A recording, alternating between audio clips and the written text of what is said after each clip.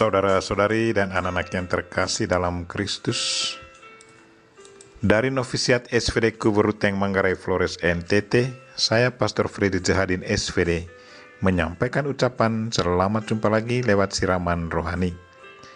Hari ini Rabu 4 November 2020. Hari ini kita merayakan Pesta Santo Carolus Borromeus. Kita memohon doanya untuk kita semua. Injil hari ini diambil dari Lukas bab 14 ayat 25 sampai 33. Kita diingatkan supaya berpikir dan pertimbangkan dengan baik sebelum memutuskan sesuatu yang sangat penting. Marilah kita berdoa memohon penerangan Roh Kudus. Dalam nama Bapa dan Putra dan Roh Kudus, amin. Tuhan dan Allah kami, terima kasih atas nasihat dan peringatan-Mu hari ini agar kami selalu dengan sadar berpikir secara matang akan sesuatu sebelum kami mengambil satu keputusan definitif. Betapa sering kami begitu gegabah mengambil keputusan kemudian menyesal sesudah kami menghadapi begitu banyak kesulitan yang sama sekali tidak pernah kami pikirkan sebelumnya. Tuhan, utuslah Roh Kudus-Mu, terangilah pikiran dan hati kami, agar sabda-Mu yang akan kami dengar dapat kami pahami dengan baik, dan isi pesan-Mu dapat kami hayati dan amalkan dalam hidup harian kami. Doa ini kami sampaikan dengan perantaran Kristus Tuhan kami. Amin. Tuhan serta-Mu. Inilah Injil Yesus Kristus menurut Lukas, bab 14 ayat 25 sampai 33. Pada suatu kali banyak orang berduyun-duyun mengikuti Yesus dalam perjalanannya.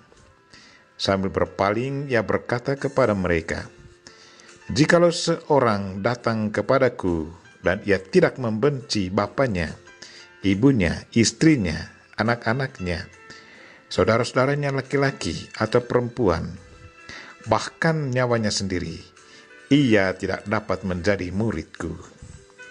Barang siapa tidak memikul salibnya dan mengikuti aku, ia tidak dapat menjadi muridku. Sebab siapakah di antara kamu yang kalau mau mendirikan sebuah menara, tidak duduk dahulu membuat anggaran biayanya? Kalau cukup uangnya untuk menyelesaikan pekerjaan itu, supaya jikalau ia sudah meletakkan dasarnya dan tidak dapat menyelesaikannya, jangan-jangan semua orang yang melihatnya mengejek dia sambil berkata, orang itu mulai mendirikan tetapi ia tidak sanggup menyelesaikannya. Atau raja manakah yang kalau mau pergi berperang melawan raja lain tidak duduk dahulu untuk mempertimbangkan apakah dengan 10.000 orang ia sanggup menghadapi lawan yang mendatanginya dengan 20.000 orang? Jikalau tidak, ia akan mengirim utusan selama musuh itu masih jauh untuk menanyakan syarat-syarat perdamaian. Demikianlah pula, tiap-tiap orang di antara kamu yang tidak melepaskan dirinya dari segala miliknya, tidak dapat menjadi muridku." Demikianlah Injil Tuhan, terpujilah Kristus. Saudara-saudari dan anak-anak yang terkasih dalam Kristus, tema renungan kita hari ini ialah berpikirlah dan pertimbangkanlah dengan baik sebelum memutuskan sesuatu yang sangat penting. Hari ini Yesus katakan, "Sebab siapa di antara kamu yang mau membangun sebuah menara, tidak duduk membuat anggaran belanja dahulu, apakah uangnya cukup untuk menyelesaikan pekerjaan itu?" Demikian halnya sebelum kita mengambil satu keputusan untuk menempuh satu jalan hidup yang baru, entah mau menjadi biarawan biarawati atau membangun satu keluarga baru atau hidup bujang seumur hidup, kita butuh satu pertimbangan yang sangat matang. Kita harus membayangkan kemungkinan-kemungkinan yang akan terjadi. Kalau kemungkinan itu tidak terjadi, syukurlah, tetapi kalau hal itu terjadi, maka kita tidak akan kaget. Kita sudah dengan sadar membayangkan sebelumnya. Seorang suster muda, sebelum dia masuk biara, membayangkan bahwa dalam biara semuanya baik-baik saja tanpa ada kesulitan. Sudah berapa tahun sendiri mengalami hidup dalam biara, barulah dia sadar bahwa apa yang dibayangkannya sama sekali tidak benar. Syukur bahwa dia tidak frustrasi dan tinggalkan biara.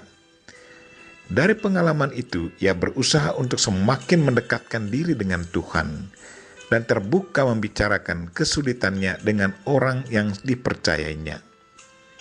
Sampai saat ini ia masih bertahan dan semakin mencintai pilihan hidupnya sebagai seorang biarawati misionaris.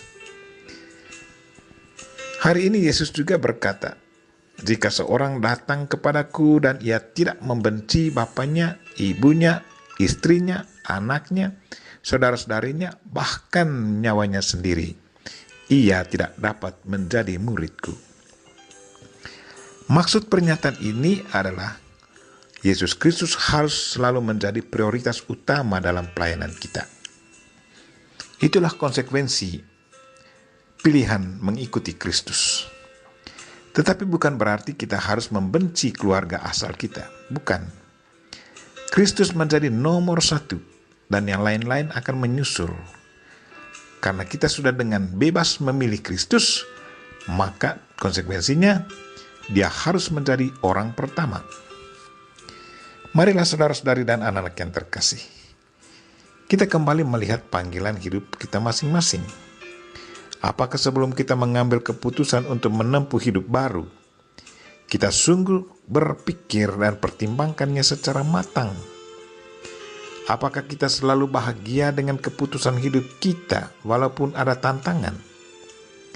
Apakah kita menyesal dengan pilihan hidup kita dan selalu berpikir untuk tinggalkan pilihan itu dan mau mengambil pilihan hidup yang lain?